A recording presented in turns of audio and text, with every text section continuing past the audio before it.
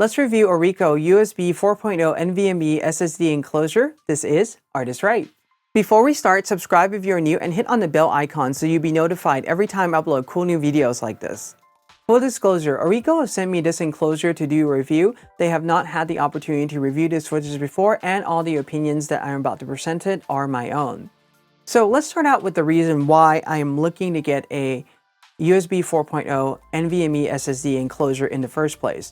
This really stems from the new Apple 14 and 16-inch MacBook Pro with the M1 Pro and M1 Max processor. I have configured mine, if you've been following my channel, with the M1 Max, and in my testing, majority of a task that I need to do, it's performing much faster than my Mac Pro. So what I really want to do is use this laptop as my primary machine, but I run into a few problems. Number one, I didn't configure the internal SSD big enough for my workflow and what I need, because my original thought was that this is going to be an on-the-road machine. Apparently, it's now going to be my main desktop machine too. So I have configured this with a 2TB SSD, which I really need 4, but I don't want to wait for the machine.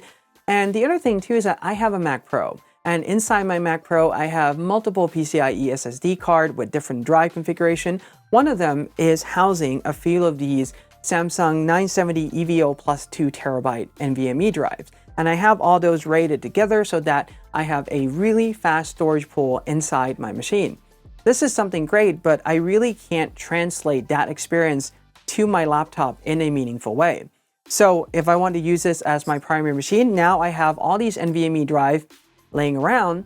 And what other better way to reprovision these drives than to look for a USB 4.0 NVMe SSD enclosure to use? So a few things I want to talk about this is that inside the package, you get this aluminum enclosure. This is the M2V01-C4.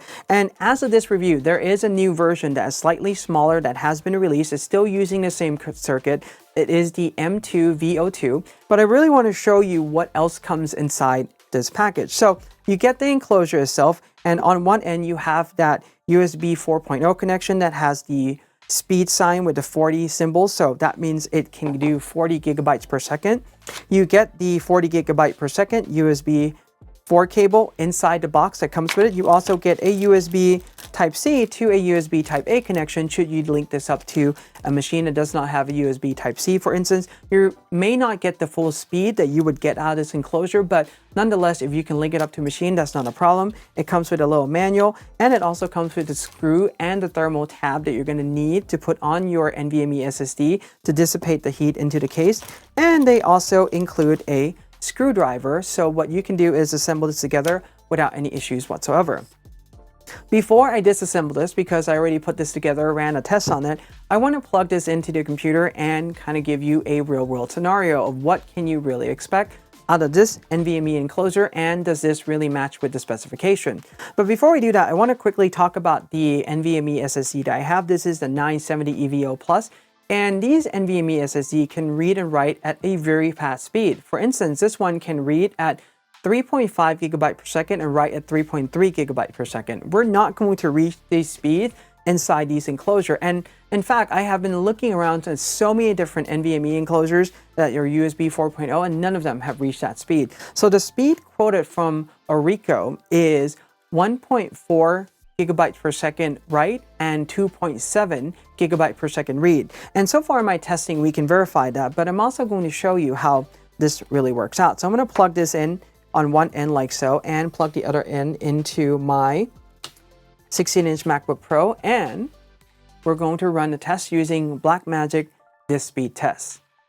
So I have a drive plug in. It is mounted on the system. The one thing that I noticed in testing this product is that sometimes you have to pull the cord out and plug it back in again in order for it to mount on the system. Overall, it's been reliable and never disconnect and never had any of those weird symptoms or anything like that. It's just that the initial connections sometimes require pulling out the cable and putting back in again. All right, so with this speed test, I am going to select the target drive, and it's already selected, 2TB NVMe. And what we're going to do is run a test using the 1 gigabyte file size first, and we'll start the stress test.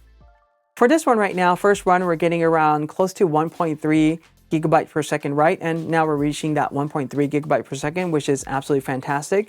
The read itself is around 2.7 gigabytes per second, maybe a little bit over that. and we're getting close to 2.8. So this is pretty much exactly the speed that we are expecting from these drive. Let's change this up and go with a larger file size, for example, a 5 gigabytes per second file. With this, we're getting, again, 1.3 gigabytes per second write and around 2.8, a little bit over 2.8 gigabytes per second read, which is really great for a drive like this. Now, some of you may wonder, what's the advantage of getting an external NVMe enclosure versus buying an off-the-shelf solution that you don't have to assemble? Well, number one, if you have these drive already laying around, this is a great way to reprovision them. And if you want to pop another drive in, you just simply unscrew this and pop another drive in and get going. So it does offer you the versatility that way. But the one big thing that this really does offer is the speed, because right now, majority of off-the-shelf one, even the faster ones, for example, the Samsung T7, it can read and write at around a gigabytes per second or so. It can't do what this drive with an NVMe can do in a moment. And the other thing I also want to mention is that if you are just going to build this solution out and just get an NVMe drive, I would not necessarily look at this Samsung. I may look at a more value one that maybe not perform as fast, just because, I mean, the enclosure itself, the circuit on there doesn't really take full advantage of the drive speed at the moment. So that's just something to think about. But let's have a look at this and do a quick disassembly. So what I'm going to do is use a screwdriver that comes with it. And I do have a kit that has all these bits, but I mean, this is just a good way to just show you what comes with the set itself. So you do that and unscrew it. And this is a little bit sticky right now because there is a thermal tab that also comes with this that is on the system. And we're going to lift this up. And hopefully this will come up.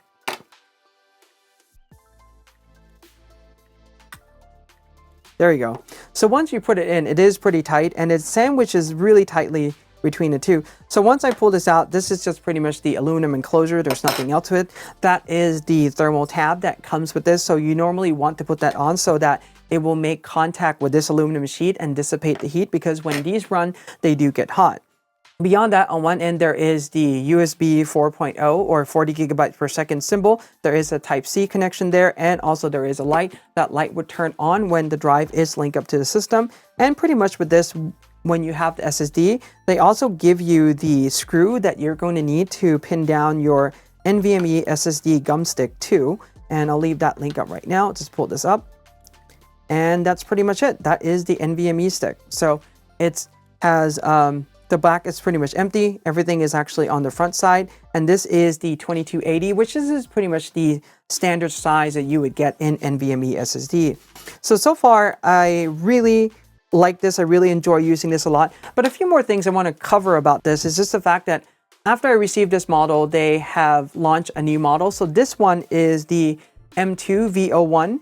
And there is a smaller version that's out. This is the M2 V02 that is slightly smaller enclosure, but pretty much the performance and everything in the way how you would assemble it is very similar to this one. Overall, I really like the performance of this, and if you have an NVMe laying around, I think this is the perfect solution, especially to use with your Mac or your PC. But particularly for me, I'll be using this with my 2021 16-inch MacBook Pro with the M1 Max processor so that I can really expand the storage and use all the NVMe SSD that I have. So I hope that you find this helpful. If you have any questions or comments, leave them below. Give this a like, subscribe, and hit on the bell if you're new. And remember, in art we trust.